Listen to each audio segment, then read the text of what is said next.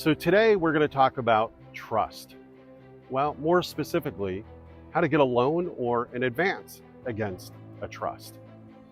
So why would an administrator or a fiduciary or an attorney want to get a trust advance or a loan on an advance?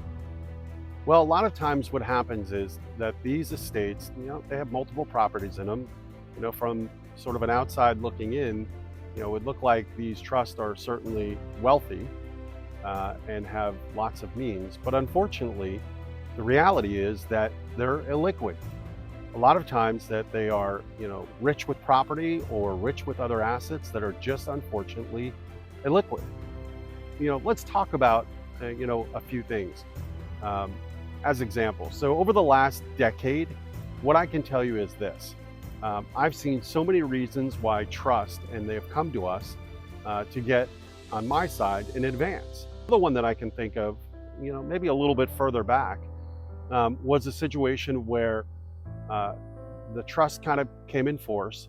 The heir winded up inheriting a property that had tenants in it. They wanted to be able to sell the property. The trustee, the attorney, and the beneficiary were all looking forward to selling the property.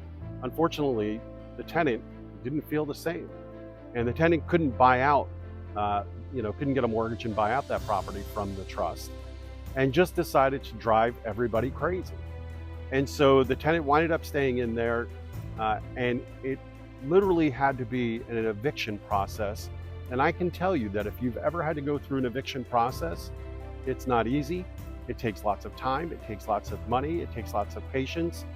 And quite frankly, it can make somebody's hair go gray.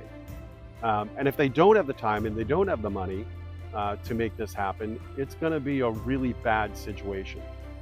So this tenant, certainly wasn't great to the house, didn't take care of it, actually kind of destroyed a few things in the house because they were angry that, they were trying to get pushed out or they were trying to remove them.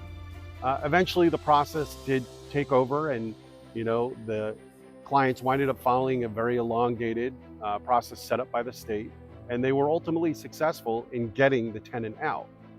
But they needed actual, an advance to help them because they needed to hire a lawyer. They needed to pay, sort of the filings along the way.